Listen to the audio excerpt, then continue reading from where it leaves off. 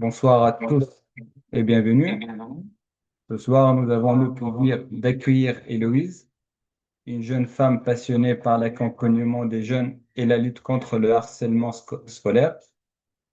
Étudiante en licence 3, Histoire et sciences politiques, Héloïse a créé une communauté engagée sur Instagram, Study Brew Club, où elle partage des tips et des méthodes de révision, mais aussi sa réflexion profonde sur le harcèlement scolaire, un sujet qui lui tient particulièrement à cœur. Son message était résilience est possible, le changement est possible et chacun d'entre nous peut être acteur de ce changement.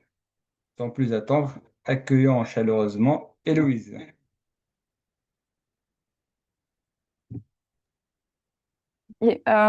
Bonsoir à toutes et à tous. Merci beaucoup pour cette invitation. Je suis très heureuse de pouvoir m'exprimer ce soir autour d'un sujet qui me tient particulièrement à cœur. Avant de commencer, peut-être quelques mots sur moi. Du coup, je m'appelle Héloïse, j'ai 21 ans et je viens de finir ma double licence d'histoire et de sciences politiques.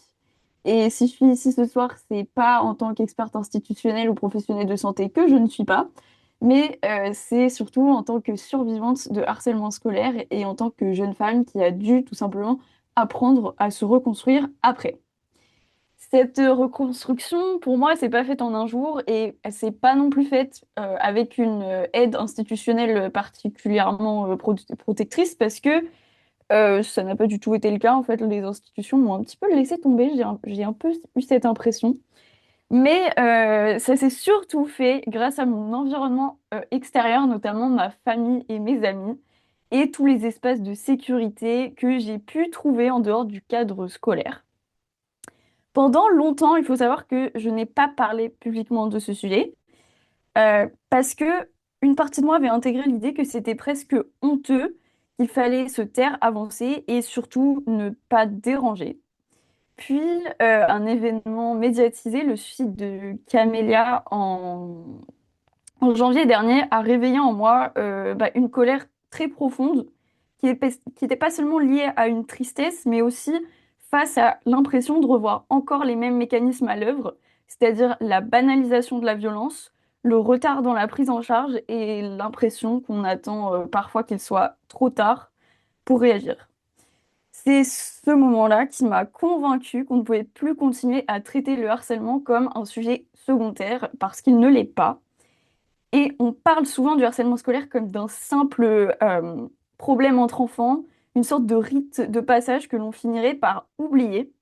Sauf qu'en réalité, le harcèlement, ça laisse des traces profondes et durables sur la construction d'une personne, notamment sur son estime d'elle-même, son rapport aux autres, sa capacité à se sentir légitime dans un groupe et parfois même sur sa santé mentale. Avant d'aller plus loin, je pense qu'il est important de revenir sur ce que recouvre vraiment le terme de harcèlement scolaire. Et donc, selon le ministère de l'Éducation nationale et de la jeunesse, lorsqu'un enfant est insulté, menacé, bousculé, frappé, humilié ou reçoit des messages injurieux, de manière répétée, on parle alors de harcèlement. Trois éléments permettent généralement de l'identifier. La violence, puisque le harcèlement repose quasiment toujours sur, même en fait pas quasiment toujours, mais toujours sur un rapport de force et de domination entre un auteur et une ou plusieurs victimes. Et il peut être physique, verbal, psychologique, social ou numérique. Ensuite, on a la répétition, parce que c'est pas seulement un incident isolé, mais c'est bien une suite d'agressions qui se répètent dans le temps, parfois quotidiennement et parfois sur plusieurs mois ou sur plusieurs années. Et enfin, l'isolement progressif de la victime, puisque très souvent, la personne ciblée se retrouve isolée, marginalisée, fragilisée et progressivement placée dans une position où elle a de plus en plus de mal à se défendre, à demander de l'aide, ou même parfois à identifier clairement ce qu'elle est en train de vivre. Ce dernier point me semble particulièrement important parce qu'on imagine souvent qu'une victime saura immédiatement dire «je suis harcelée». En réalité, les choses sont rarement aussi claires lorsqu'on les vit de l'intérieur. Et il faut savoir que en France, il y a entre 800 000 et 1 million d'élèves harcelés. Quand j'avais 12 ans, je vais parler de ma propre expérience, J'ai commencé à subir un harcèlement qui a progressivement envahi tous les espaces de ma vie quotidienne. Ce harcèlement, il a pris différentes formes: humiliation, insultes, exclusion sociale, violences répétées, donc physiques et verbales, et plus tard aussi une forme de cyberharcèlement. Parce qu'aujourd'hui, on doit aussi parler du cyberharcèlement. En fait, on ne peut pas parler de harcèlement sans en parler, parce que ça complexifie encore davantage la situation. Puisque avant, au moins théoriquement, l'école pouvait représenter un espace délimité, puisque quand on rentrait chez soi, on retrouvait une forme de répit où la violence n'existait pas. Avec les réseaux sociaux, ce répit disparaît parfois totalement, puisque le téléphone devient alors une extension du harcèlement, avec des messages, des captures d'écran, des groupes, des rumeurs qui sont lancées, des commentaires ou des humiliations publiques. La violence devient permanente, transportable et même virale dans certains cas. On ne quitte plus réellement l'espace du harcèlement. Je me souviens que quand j'avais 12 ans, mes harceleurs avaient été jusqu'à créer un groupe pour se moquer de moi sur Instagram. Et même, ils m'appelaient sans cesse. Ils étaient toujours en groupe. Et c'était tous les soirs. Et c'était juste dans le seul but de tout simplement m'insulter. Donc ça devenait vraiment pesant. Ce qui est, je pense, assez difficile lorsqu'on l'a pas vécu, c'est de se dire que le harcèlement, c'est pas une succession d'événements isolés, c'est pas une insulte ou une moquerie ponctuelle, c'est une expérience d'usure. Une répétition quotidienne qui finit par coloniser l'espace mental. De plus, c'est important de souligner que le harcèlement ne s'arrête pas forcément lorsque les faits cessent. Certaines conséquences persistent longtemps après. Il peut rester une hypervigilance relationnelle, une difficulté à faire confiance, une tendance à anticiper le rejet ou une tendance à une surinterprétation de certains comportements sociaux. Même des années après, certaines traces restent présentes de manière plus discrète. Elles ne définissent plus toute une vie, mais elles rappellent que ce type de violence n'est jamais anodin. Au collège, puis au lycée, je passais souvent mes récréations seule, assise dans les escaliers avec mes écouteurs très forts dans les oreilles. C'était pas forcément pour écouter quelque chose très attentivement, mais c'était juste pour créer une sorte de barrière entre moi et le monde extérieur. Parce que je trouvais dans cette cage d'escalier le répit dont je rêvais toute la journée. Aucun doigt pointé vers moi, aucun chuchotement sur mon passage, juste moi, ma musique et cette sensation de froid quand je m'asseyais sur les marches en pierre. Tout ça pour vous dire que le harcèlement produit une forme d'hypervigilance permanente. On commence à faire attention à tout ce que l'on fait, ce que l'on porte, où l'on s'assoit, à qui l'on parle, quel chemin on emprunte, quelle place on prend. On anticipe constamment, on essaie de devenir invisible et on s'en rend pas forcément compte, mais c'est un coût immense. Ce qui rend le harcèlement particulièrement destructeur, je dirais que c'est aussi son caractère progressif. On n'entre pas dans une situation de harcèlement en se disant immédiatement je suis victime de harcèlement. Pas du tout. Au contraire, au départ, on fait ce que font tous les adultes, c'est-à-dire qu'on minimise. On rationalise, on se dit que ce n'est qu'une mauvaise blague, que peut-être qu'on est trop sensible et qu'il faut simplement apprendre à mieux s'intégrer. Puis, à force de répétition, quelque chose se déplace. On cesse progressivement de remettre en question la violence que l'on subit pour se remettre soi-même en question. On finit par se demander qu'est-ce qui cloche chez moi, qu'est-ce que j'ai fait pour mériter ça, et je dirais que c'est là toute la perversité du mécanisme. Si la victime finit parfois par intérioriser le discours qu'on lui impose, et en fait elle finit par tout simplement se demander si c'est pas elle le problème. Et l'un des aspects les plus paradoxaux du harcèlement, c'est la honte. Parce que naturellement, on pourrait penser que la honte se situe du côté de ceux qui humilient. Mais en fait, pas du tout. Très souvent, c'est la victime qui la porte. On a honte d'être ciblé, on a honte d'être vu comme faible, honte de ne pas réussir à faire cesser la situation. Et cette honte va directement alimenter le silence. Et ce silence ne protège quasiment jamais les victimes, mais toujours les auteurs. Quand une partie de votre énergie mentale est mobilisée à essayer d'éviter l'humiliation ou l'agression sociale, elle n'est plus disponible pour apprendre, créer, se concentrer ou simplement grandir sereinement. Le harcèlement a donc des conséquences bien au-delà du moment vécu. Il affecte la confiance en soi, les résultats scolaires, la vie sociale, le sommeil, l'alimentation et plus largement la perception que l'on a de sa propre valeur. Pendant un temps, j'ai développé une forme d'anxiété chronique ainsi qu'une phobie scolaire et sociale très importante. Alors que j'étais très très sociable quand j'étais plus petite, je suis progressivement devenue quelqu'un qui essayait de prendre le moins de place possible. Et c'est précisément pour ça qu'il faut sortir de l'affirmation qu'on entend encore beaucoup trop souvent et qui nous agace tous en tant qu'ancienne victime ou victime actuelle, ça forge le caractère. Non, ça ne forge absolument pas le caractère. La souffrance répétée ne va pas forger magiquement quelqu'un en un claquement de doigts. Elle fragilise, elle isole et elle blesse. Ce qui permet de grandir après une telle expérience, je dirais que c'est pas la violence elle-même, c'est l'accompagnement, la reconnaissance de la souffrance et la possibilité de se reconstruire. La résilience, en effet, ne consiste pas à tout supporter. Être résilient, ce n'est pas devenir invulnérable. Ce n'est pas nier ce qu'on a vécu. La résilience, c'est retrouver progressivement une capacité d'action. C'est comprendre que ce que l'on a traversé nous a affectés, parfois profondément, sans pour autant accepter que cela devienne notre seule identité. Personnellement, ma reconstruction a commencé lorsque j'ai cessé de chercher à devenir acceptable aux yeux des autres pour commencer à me demander qui j'étais indépendamment de leur regard. Cette question, pour moi, elle a été absolument fondatrice.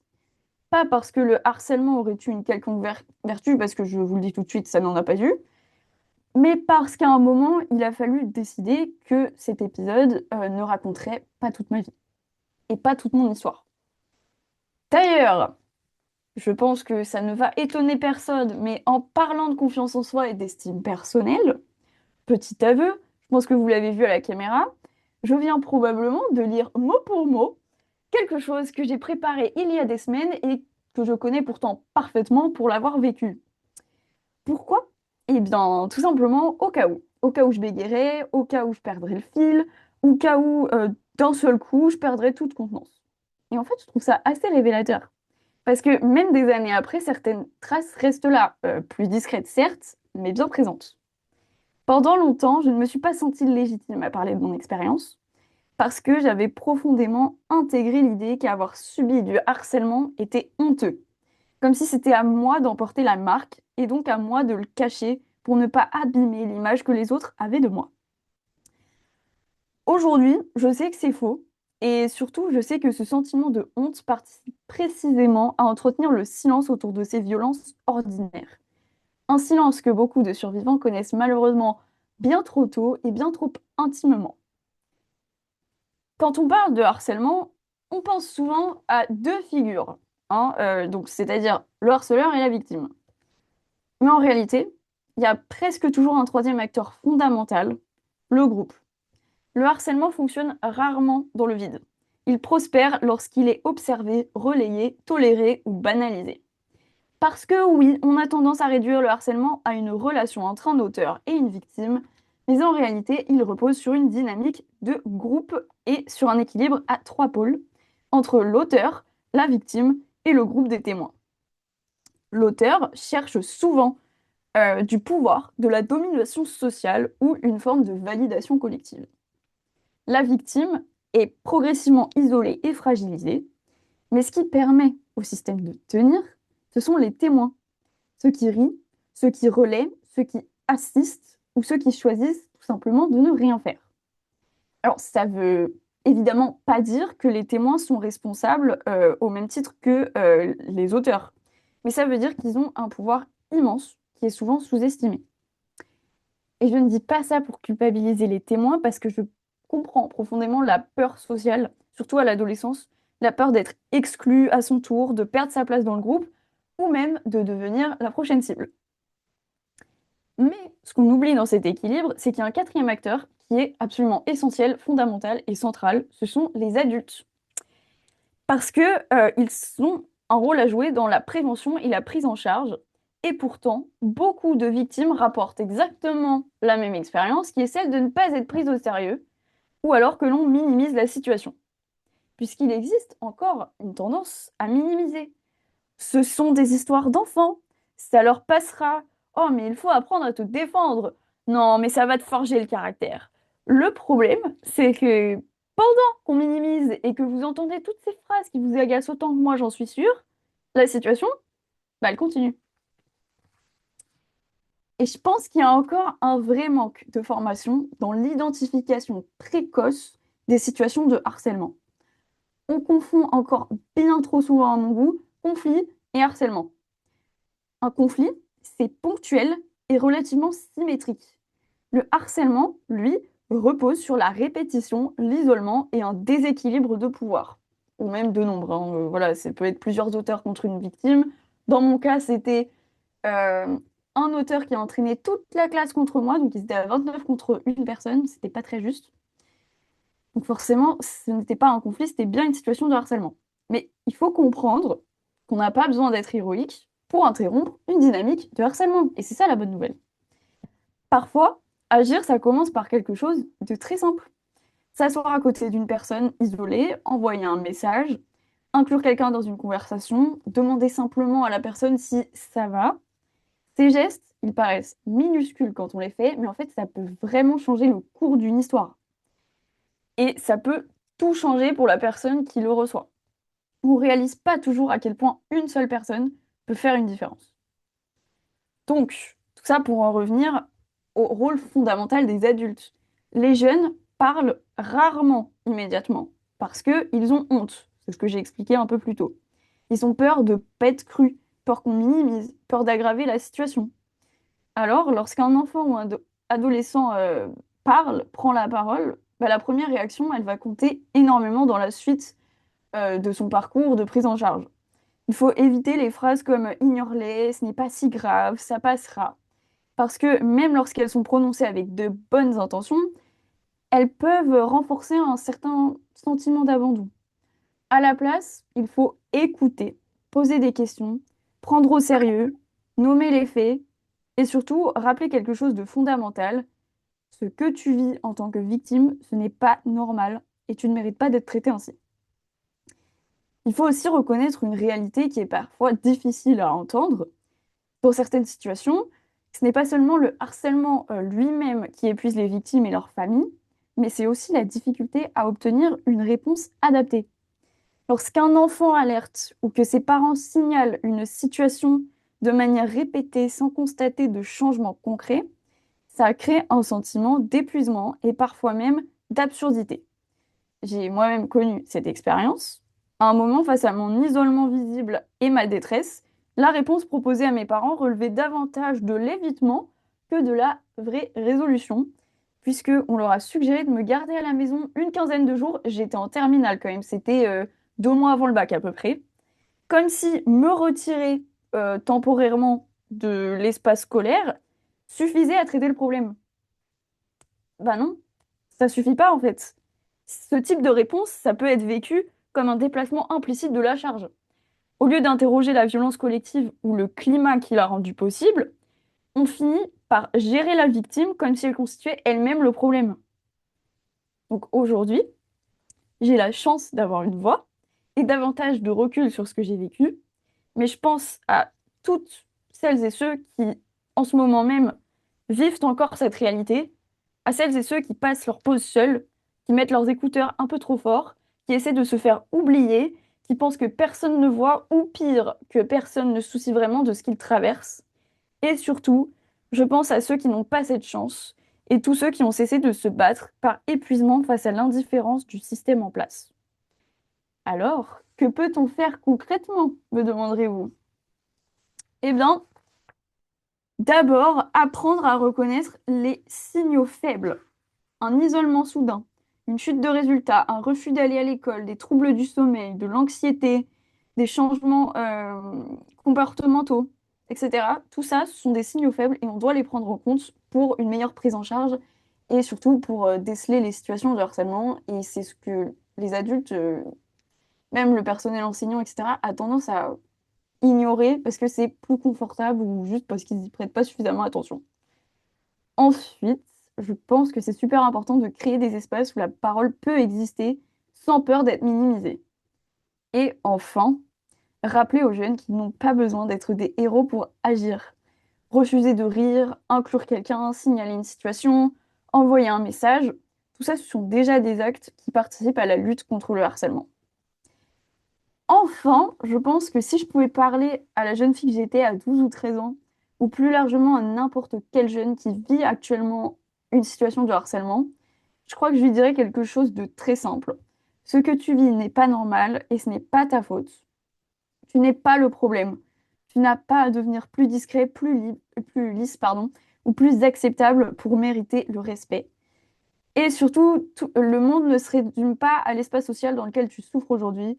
Il existe un après, et crois-moi, il est magnifique. Je ne dirais pas que cet après sera facile, parce que le chemin est long avant la guérison, et que souvent il est semé d'embûches. Typiquement, j'ai beau être en troisième année, les exposés, c'est toujours quelque chose qui me fait extrêmement peur. Je déteste parler en public, et c'est un miracle que j'ai accepté de faire cette conférence. Je pose ça là. Mais je lui dirais que ce qu'on considère comme une cicatrice à cacher absolument, ça peut au contraire se transformer en une arme de destruction massive face à un système qui prône le pas de vague et qui protège les auteurs plutôt que les victimes. Il ne faut pas oublier que le harcèlement scolaire, c'est pas seulement un problème individuel, c'est un phénomène social collectif. Et ça signifie qu'il peut aussi être traité collectivement. Déconstruire le harcèlement, c'est donc déconstruire la banalisation du mal et de la cruauté ordinaire. C'est apprendre très tôt que la force ne réside pas dans la domination, mais dans la capacité à inclure, à protéger et à soutenir. Nous avons tous un rôle à jouer dans cette transformation. Pas besoin d'être extraordinaire, parfois il suffit simplement de refuser l'indifférence. Je vous remercie pour votre écoute et si vous avez des questions, je serai ravie d'y répondre. Vraiment, merci beaucoup. Merci beaucoup, Louise. Donc, ce que tu viens de partager était vraiment puissant et personnel, donc ça m'a trop touché. Et je vous remercie vraiment pour ce courage que tu as eu pour parler devant le public et exprimer ce que tu as vécu. Vraiment, un grand merci. Merci beaucoup. Euh, ouais. Euh, Maintenant, on ouvre les questions. N'hésitez pas à poser ce qui vous vient en tête ou bien si vous avez des questions, vous avez des mots de support, n'importe. Donc, je vous laisse la parole si quelqu'un veut intervenir.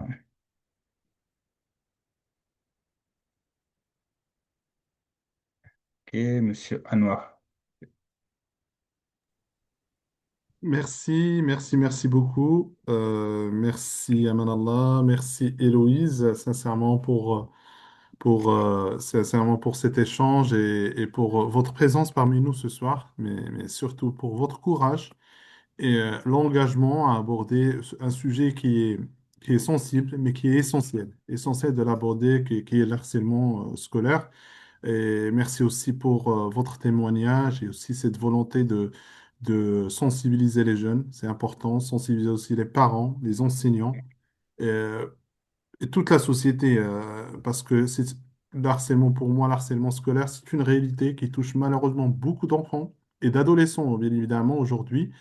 Et moi, en tant que président de l'Association des Lumières françaises, dans l'association, nous sommes des parents, des étudiants, des médecins, voilà, nous sommes particulièrement sensibles à ce sujet et nous pensons que la transmission et l'éducation et le respect de l'autre et aussi la protection de cette dignité humaine, ce sont des valeurs fondamentales qu'on porte en nous et pour nous porter la voix de la jeunesse et ouvrir un espace, voilà, de dialogue et contribuer bien évidemment à lutter toute forme bien évidemment d'harcèlement et font pleinement partie de notre engagement au sein de l'association. Voilà. Merci beaucoup pour votre intervention. Et c'est vrai que j'ai une question plutôt pour moi en tant que père et père d'une fille de 8 ans. C'est vrai qu'elle est maintenant à l'école. Selon vous, quel est le plus grand rôle des parents face au harcèlement scolaire? Voilà. Moi, je pense que le plus grand rôle des parents face au harcèlement scolaire, ce serait d'écouter leurs enfants. en fait, ce serait plus de leur poser des questions sur ce qu'ils vivent à l'école. Et si vous voyez que ce sont des injures de manière répétée, etc., et en se basant sur tout ce que j'ai dit dans la conférence, enfin, globalement, la définition du harcèlement du ministère de l'Éducation nationale et de la jeunesse, euh, je pense que c'est ça votre rôle, c'est plus d'écouter et de savoir identifier les signes précoces. Parce que nous, quand on en est victime, en fait, on, on s'en rend pas tout de suite compte, on se rend pas vraiment compte de ce qu'on est en train de vivre. Juste, on ressent un mal-être profond et on se dit, mais pourquoi est-ce que ça m'arrive et tout. Mais vu qu'il n'y a pas vraiment de prévention dans les milieux scolaires, et je pense que ça d'ailleurs c'est un vrai problème, il faudrait peut-être enfin, créer plus d'initiatives pour que ça soit plus, qu'on en parle plus. Bah, ce serait de vraiment essayer d'identifier avec vos enfants si vous pensez qu'ils en sont victimes et en parler ouvertement. Et surtout pas les rejeter s'ils en parlent. Parce que moi j'ai de la chance, enfin, ils m'ont tout de suite écouté, mes parents, mais j'ai des copines, ils les ont pas écoutés et ça a mal fini. Donc je pense que c'est la principale mission des parents, c'est d'être présents pour leurs enfants. Merci beaucoup. Merci encore. Donc, voilà, je te laisse la parole. Merci. Il y a, il y a pas un nom, mais c'est écrit utilisateur de Zoom. À vous le parole.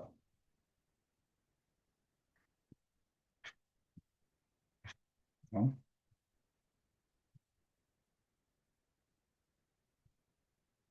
Non. Ah bon. Allô? Ouais, allô? Je sais pas, en fait, j'ai raté peut-être une phrase. Vous m'avez donné l'autorisation Oui, ou... oui. Ouais, Ah, ouais, c'est pardon, ça. excusez-moi. Parce que c'était écrit utilisateur de Zoom. C'est pour ça. Ah bon? Ah oui, Oui. bah, c'est moi, en fait. Je sais pas pourquoi la connexion s'est faite avec ce pseudonyme. Donc, voilà, Pas de souci. l'utilisateur du jour, c'est Faher Habibi. Donc, vraiment, j'ai vraiment apprécié, en fait, le courage. On sent le dévouement, même si la voix a tremblé, et ça a rendu, en fait, cette, en fait, cette communication vraiment humaine et encore plus touchante, comme il a souligné, en fait, Amen Allah. Vraiment, j'ai admiré, je voulais vraiment vous féliciter par rapport à votre courage, parce que en tant que pédiatre, j'avoue, en fait, ce sujet, en fait, est abordé quasi de façon continue, que ce soit lors des réunions ou des interventions aux écoles ou au collège et lycée, mais cette touche en fait qui a personnalisé votre témoignage en fait a rendu en fait les choses plus parlantes et plus claires pour ceux qui entendaient. Donc voilà, je souligne en fait toutes mes félicitations. Et je tenais, puisque voilà, vous l'avez dit vous-même en fait, ce, si vous pouvez en fait répéter un peu cette intervention dans d'autres, euh, en tout cas, occasions, en fait, ce serait vraiment très touchant et très aidant pour que ce soit pour les parents ou pour les personnes qui endurent ou qui sont passées par là, parce que voilà, ça pourrait que voilà les encourager et reprendre confiance en soi. Ça c'est voilà, je voulais quand même vous féliciter. Et la deuxième chose en fait, pour rejoindre un peu la question de c'est Anouar en fait, c'est que vous l'avez bien souligné en fait, la tendance à l'isolement et la honte en fait, qui sont un peu avancées un peu dans le stade en fait, après un harcèlement qui continue à se faire. Parce que comme vous l'avez bien souligné en fait, le fait de rester à la maison ou de couper les réseaux où on affiche un peu les photos ou les moqueries ou les insultes, en fait, parfois ça engendre en fait euh, en fait, je dirais en fait une inquiétude, une anxiété plus sévère parce qu'en fait, on ne sait plus ce qui se dit dans notre dos, ce qui se dit sur les plateformes. Et dès que, par exemple, je sais pas, les enfants harcelés ou les collégiens ou les lycéens sont harcelés et qu'ils arrivent en fait au niveau de leur collège, et que si quelqu'un sourit ou on va prendre ça comme si en fait peut-être qu'il y a eu quelque chose qui a été partagé qui serait vraiment très humiliante. Donc, en fait, je crois qu'en fait, pour répondre à la question de Sian, en fait, il faut s'habituer en tant que parent, si je peux me permettre, à entretenir un dialogue tous les jours, en fait. Euh, que ce soit, même sans les signes d'alerte, en fait, il faut entretenir ne serait-ce que quelques minutes. Euh, bon, même si, en fait, on n'a plus le temps actuellement, en fait, chacun avec ses responsabilités, trouver le temps, en fait, pour dire, voilà, ces minutes-là sont pour toi, et on crée un sas pour partager un peu les expériences qu'on a vécues. Si l'enfant n'a pas des choses à dire, eh ben, ils sont félicités en fait de partager en tant que parent avec eux. Eh ben moi, en fait, ma journée a été un peu dure, voilà. En fait, ils sont capables d'entendre tout ça. Et la deuxième chose, en fait, c'est comment formaliser les choses. Euh, dire comment a été ta journée. C'est une phrase un peu générique et parfois, en fait, les enfants, en tout cas, ce qu'ils disent, pardon, les collégiens et lycéens disent qu'en fait, cette phrase, on a envie juste de répondre, en fait, non, ça va, ou en fait, ils partent dans leur chambre, ce sont des ados ou plus, en fait, ou ça dépend aussi de la sévérité, en fait, des symptômes, et ils s'isolent davantage. Donc, peut-être formaliser les phrases autrement. Euh, voilà, quelles sont les expériences que tu as bien aimées aujourd'hui, ou pas aimées, voilà, et plutôt mettre des mots sur les mots, comme on dirait, MOTS et MAUX. Euh, Comme ça, en fait, voilà, c'est une question précise, mais qui ouvre un peu euh, la discussion, en fait, parce que à cette phrase-là, ou cette question-là, on peut pas répondre par oui ou non. Voilà, ça a été oui, d'accord, mais voilà, on peut développer davantage, et puis après, parfois, les choses sortent, même si, vous, comme vous l'avez bien dit, vous avez eu, en fait, tout le soutien de vos parents. Malheureusement, tous les enfants, en fait, n'ont pas eu cette chance-là. Et parfois, comme vous l'avez bien dit, en fait, ça peut être malheureusement avec des conséquences sévères, voire parfois fatales. Donc voilà, c'est juste une des propositions comme ça. En fait, après, je voulais pas prendre la parole et la prolonger en fait, mais encore une fois, en fait, je vous félicite pour votre courage, pour votre dévouement qu'on sent en fait à travers votre voix et puis je vous encourage davantage en fait à partager votre expérience et ce que vous avez partagé avec nous, avec d'autres institutions, d'autres occasions. Merci beaucoup. Merci à vous. Pardon.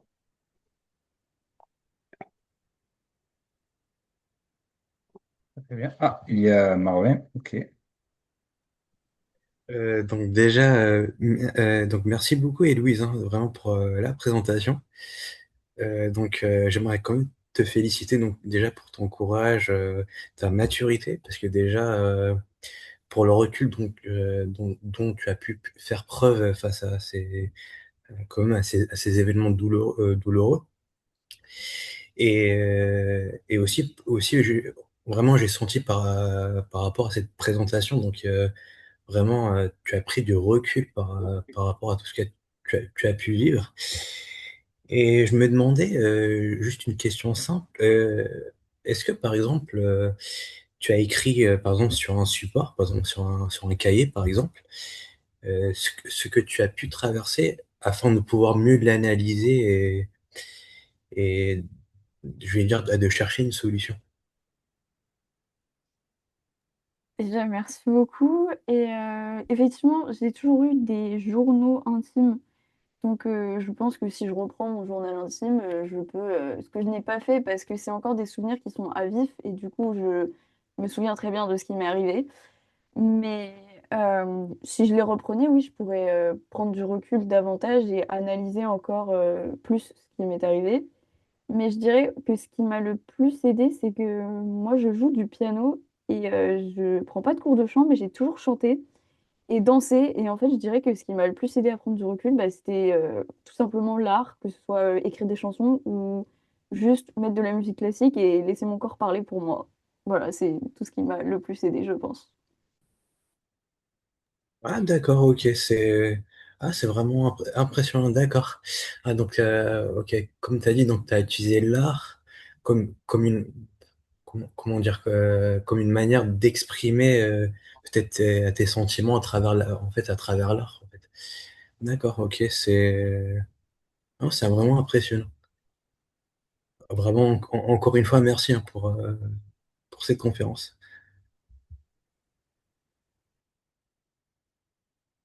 Très, très bien. Est-ce qu'il y a d'autres personnes? Il n'y en a pas. Sinon, j'ai une petite question. Je voulais savoir à quel moment as-tu décidé de transformer cette expérience en quelque chose de positif et aussi de te lancer dans l'Instagram, créer un compte avec des milliers d'abonnés et comment ça s'est passé après? Je dirais que ce qui m'a poussé à m'exprimer donc sur le harcèlement, c'est tout simplement ce qui s'est passé en janvier dernier et aussi parce que enfin, une expérience personnelle. J'ai connu quelqu'un qui s'est fait harceler et même plusieurs personnes et qui en sont mortes tout simplement. Et je me suis dit que moi j'avais eu la chance de d'être suffisamment entourée pour justement pouvoir prendre de la distance et m'en sortir. Et donc, je pense que c'est ça qui m'a poussée à m'engager pour la lutte contre le harcèlement scolaire. Après, il faut savoir qu'au lycée, j'étais dans le dispositif non au harcèlement de mon lycée. Sauf que, en fait, je me suis fait harceler au sein de ce dispositif. Donc là, je me suis rendu compte qu'en fait, c'était inefficace au possible et que c'était sympathique ce genre d'initiative, mais que c'était pour me faire harceler par les gens censés défendre la lutte contre le harcèlement, fallait que je parte de là très très vite. Et du coup, là où j'ai décidé que ça ne serait que du positif et que j'en retirerais pas de négatif, c'est tout simplement en entrant à la fac et en rencontrant d'autres personnes qui avaient vécu la même chose que moi, mais qui n'osaient pas s'exprimer. Je me suis dit, non, mais il faut que je le fasse. Et ben, je pense que la fac, ça m'a transformée en vrai, parce que je fais quand même des études qui sont très analytiques, enfin, l'histoire et la science politique. J'ai appris un tas de concepts théoriques et je prends de la distance sur à peu près tout. Donc je me suis dit, mais en fait, il faut que je commence par prendre de la distance avec ce que moi je vis aussi. Et je dirais que du coup, ce qui m'a poussé à créer mon compte, à la base, c'était juste partager des méthodes de révision parce que je voyais mes potes qui avaient galéré pour le bac, alors que moi, pas du tout. Moi, j'ai eu mon bac avec les félicitations du jury très facilement en révisant, en faisant des vidéos, en fait, basiquement. Et du coup, je me suis dit, mais je vais faire pareil pour la fac. Et après, je me suis dit, mais je peux raconter ma vie aussi et ce qui m'est arrivé. Et si ça peut avoir un impact positif sur au moins une seule personne, bah, j'aurais tout gagné. Et du coup, c'est comme ça que ça s'est fait. Ben, félicitations Merci. et avec plaisir. Et dans ta communauté, est-ce que normalement tu reçois beaucoup de messages à partir de ta communauté? Est-ce qu'il y a des gens qui vraiment te sollicitent pour avoir de l'aide, des conseils sur ce sujet-là? Oui, j'en ai eu quelques-uns. Je crois que j'en ai eu une petite dizaine, oui, qui m'ont dit qu'ils subissaient ce qui pouvait s'apparenter à du harcèlement. Du coup, je leur ai donné quelques conseils, mais j'avoue que j'ai toujours un peu de mal parce que, enfin, c'est pas que j'ai du mal. En fait, moi, j'adore donner des conseils, vous voyez, mais le problème, c'est que chaque situation est différente et j'ai peur de donner des conseils qui soient trop génériques ou qui fonctionnent pas. Du coup, je me dis, je veux pas me porter responsable de ça. Mais voilà, il y en a quelques-uns que j'ai pu aider, oui. Ah, très très bien. Félicitations et bon courage. Et je pense qu'il n'y a plus de questions d'intervention. Dans tous les cas, je te remercie infiniment une autre fois. Et je vous laisse le mot de fin si vous avez des choses à dire ou à rajouter. Eh bien, à part vous dire merci, je n'ai plus grand-chose à Allez, très dire. bien. Mais en tout cas, merci beaucoup de m'avoir invité pour faire cette conférence, ça m'a fait Avec très plaisir. plaisir. Et du bien, Avec en fait. plaisir. C'était plutôt Ouais, libérateur, je dois avouer. très très bien. Très très bien. On vous remercie et je remercie encore et en plus les participants de ce soir et on se dit à très bientôt dans une nouvelle conférence. Bonne soirée. Merci, bonne soirée. Et juste, Héloïse, pour information, cette conférence sera publiée sur notre chaîne YouTube. Je ne sais pas si vous êtes d'accord, est-ce qu'on peut la publier sur notre chaîne YouTube? Oui, oui, pas de souci. Ça marche. Ben, merci beaucoup. Comme ça, Merci à vous. Bonne soirée. merci. Bonne soirée, au revoir. Au revoir. Ouais, salut.